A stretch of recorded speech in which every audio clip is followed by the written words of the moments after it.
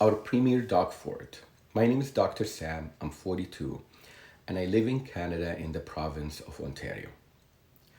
I'm sending you this video to share a side of the pandemic that I believe is crucial to be aware of to help guide your decision making going forward. Healthcare providers, regardless of their area of focus, vowed to never do harm to their patients. When weighing different treatment options, if we ever find that the risk of doing clinical procedures outweigh the benefits, we engage the patients in the decision-making process to make sure they are fully informed of what they are getting themselves into. We call this informed consent. The recent pandemic has been devastating to so many at different levels. I believe that COVID has touched our lives in different ways and shaped our perception and view of this pandemic. I personally almost lost my childhood best friend a couple of weeks ago because of COVID. My other good friend, his mom passed away at the age of 74, also due to COVID. Mr. Premier, I am no foreigner to the harm that this virus could impose on our community and any community. Having said that, I want to bring to your attention some other aspects that are crucial for your consideration as you weigh your options in how to handle this pandemic going forward. I am deeply concerned that we have crossed a point in which the treatment is becoming more deadly than what we are trying to treat. When that line, Mr. Premier, is crossed, severe deliberation and hesitation need to be exercised. We have to weigh all options because that process becomes a matter of public interest. So let me share with you three things that are crucial to consider, measure, and track, and be transparent and bring to the table while you're charting your way forward for the whole province. One, the collateral damage. As residents of Ontario, every one of us have cooperated with the government mandates to self-isolate, quarantine, wear masks, and limit social interactions to prevent the spread of the virus. The goal from these severe measures was to flatten the curve, prevent the overload of our hospitals, allow the medical system to keep up with the demand.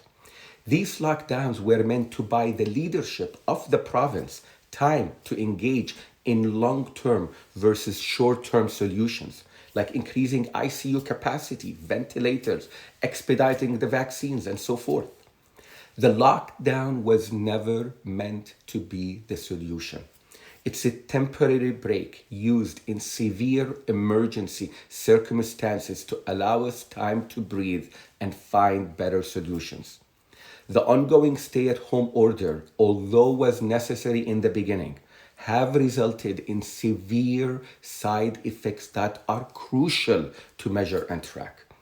I would ask you to investigate and consider the rise in suicide, depression, eating disorders in kids and teenagers, the shutdown of our small businesses, and the increase in poverty and bankruptcies due to the lack of government support and funding. This collateral damage is real, and you have articulated clearly to all of us many times that your focus is protecting the life of every Ontario resident. I find it prudent from your side to consider the effect of this pandemic on both the people that contract COVID and the people that are suffering from the collateral damage. Number two, the deterioration of the mental health across all age groups. Mr. Premier, in your effort to protect Ontario residents from this deadly virus and its spread, your government has issued a stay-at-home order, pushed schools to online. Kids now have to stay home and do school from home. You closed all school programs, closed all parks and gyms and all outdoor activities. These severe measures have led to increased pressure on the average Canadian family who lives in a small home with limited resources. Most residents of Ontario don't have access to big backyards and a second home, a cottage like yourself and many of the MPPs. where they can go and change scenery. Families are aggregating more at home. Many homes don't have proper ventilation, and this is putting tremendous pressure on the average family in Ontario. Most working moms, their sanity break was after dropping kids to school. Those moms now have to work full time, pay taxes, assume the role of the teacher, manage online platforms, entertain the kids inside the house, prevent them and explain why they can't meet their other friends, and still do all the home chores. This is leading to severe mental breakdown, marital breakdown, and unbearable living conditions that is borderline inhuman for many families that don't have access to resources. Keep in mind that those same families that are suffering from not so ideal living conditions are the same families that have lost their job and their business, and their income was dramatically affected.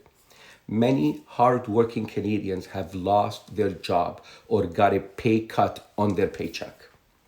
Number three, and this is personal to me, is the negative perception of law enforcement.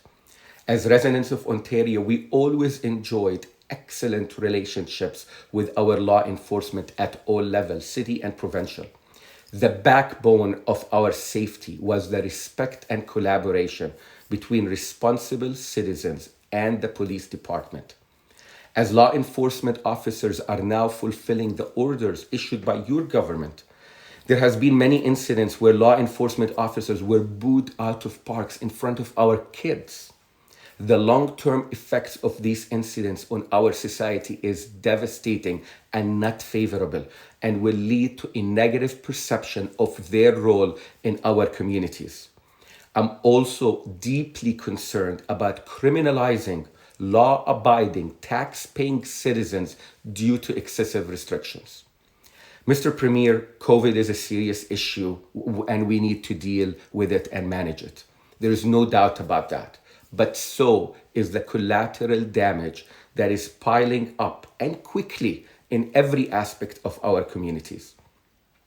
I hope that a year or two down the road, when all said and done, we don't find that the course of action to fight the virus have left us with more long-term casualties and losses that might be irreparable at that time. And finally, Mr. Premier, I would like to leave you with a quote.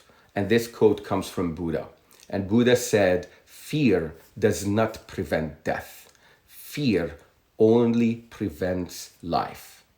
Health, Mr. Premier, is more than just being infection-free. Health involves positive mindset, great attitude, hopeful outlook, inner peace, positive energy, joyful and meaningful relationships, the ability to live and choose. As humans, we are wired by the Creator to seek happiness. This is the source of all innovation and creativity and love and human connection. Fear does not bring solutions. Fear disables people and robs them of their inner power, creativity, and breaks their soul. This is why the founding document in the US defined 3 things to describe what all humans really want: life, liberty, and the pursuit of happiness. Every morning, we have a choice, either to live by fear or to be driven by vision. Personally, I choose vision every day over fear. A vision of a great life, a vision of a happy life, a vision of a prosperous society, a vision of a community that is led not by rules, not by regulations, but by the internal sense that we are one community that protect the vulnerable, not out of shame, not out of obligation, but by choice and dignity. This is the entrepreneurial vision that has built this country. And this is the vision I want to live with. This is why, as an immigrant, I chose to come and live in Canada. I choose love. I choose faith. I choose hope. And I choose life.